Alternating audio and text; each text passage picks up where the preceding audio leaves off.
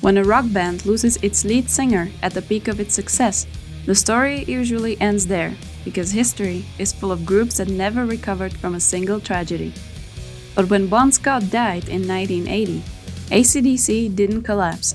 Instead, they released one of the best-selling albums in the history of music and became even bigger than before. And that should have been the only miracle in their story. Except it wasn't. Because over the next 4 decades, AC/DC would survive basically everything.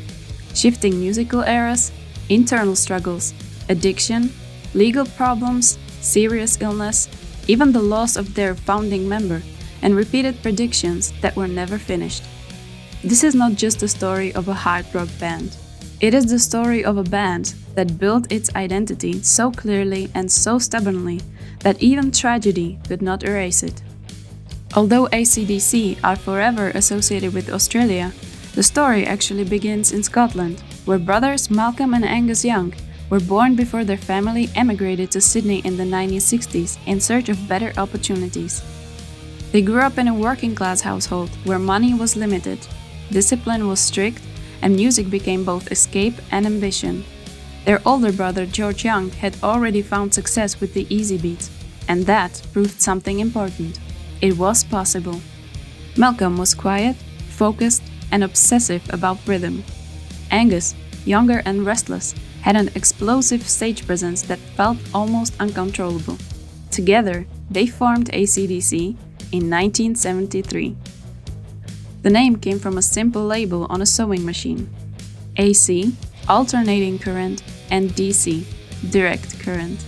Electricity, power, constant movement. It was not poetic or intellectual. It was just perfect.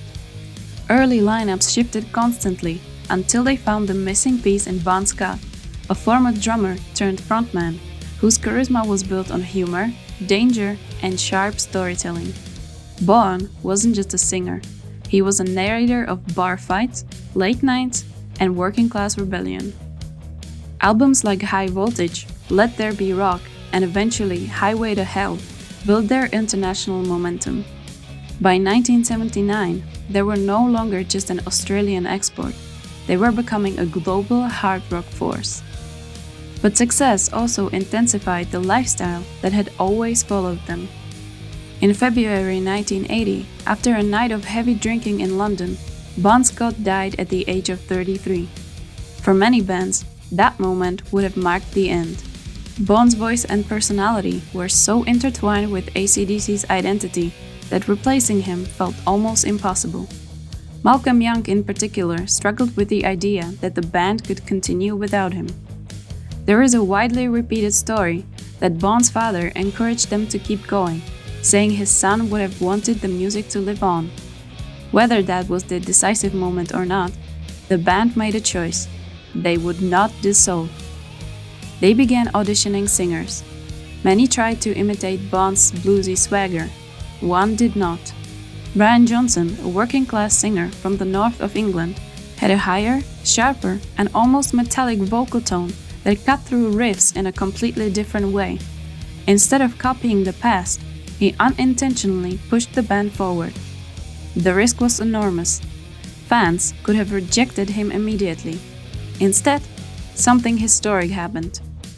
In July 1980, AC/DC released Back in Black, an album dedicated to Bon Scott and wrapped in a completely black cover as a sign of mourning. Rather than creating a soft tribute, the band delivered a record that was disciplined, precise, and relentlessly powerful. Songs like Hell Bells, You Shock Me All Night Long, and the title track Back in Black did not sound fragile. They sounded focused. Back in Black has since sold over 50 million copies worldwide, making it one of the best-selling albums of all time. What makes this moment fascinating is not just the commercial success, but the philosophy behind it. AC/DC did not reinvent themselves. They did not experiment with trends. They did not chase the evolving sound of the 1980s. Instead, Malcolm Young tightened the formula. Short riffs, clear structures, no unnecessary ornamentation. Groove over flash. While glam metal embraced image and theatrical excess, And while other bands experimented with synthesizers and production layers, AC/DC stayed almost stubbornly consistent. That consistency became their rebellion. Although Angus Young became the visual icon, the school uniform, the duck walk, the explosive solos, Malcolm Young was widely regarded within the industry as the true backbone of AC/DC. His rhythm guitar playing was not flashy, but it was precise, percussive, and immovable.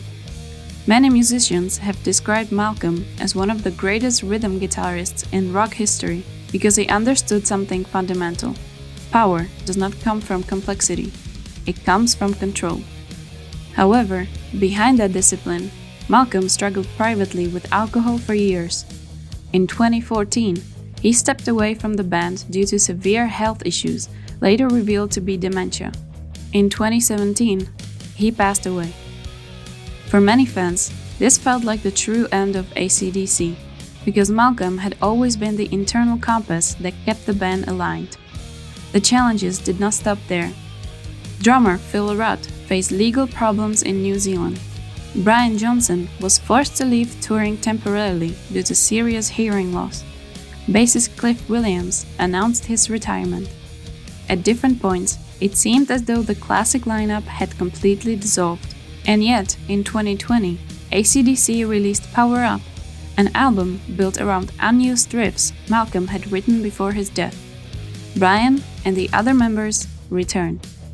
It was not just another comeback, it was a statement that the identity Malcolm built could not outlive him.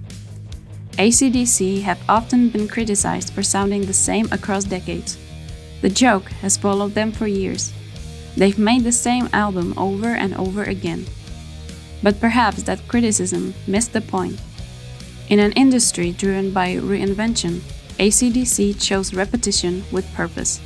They refined rather than reinvented. They protected their core rather than chasing validation. They lost their original singer at the peak of their rise. They lost their founding rhythm guitarist. They faced illness, legal trouble, and constant prediction of decline. And yet, their sound remains instantly recognizable within seconds. Maybe survival in rock music is not about evolution at all costs. Maybe sometimes it is about knowing exactly who you are and refusing to let go of it. AC/DC were never the most experimental band in the world. They were never the most fashionable. They were electricity. And electricity, when properly grounded, does not fade quietly. It keeps flowing.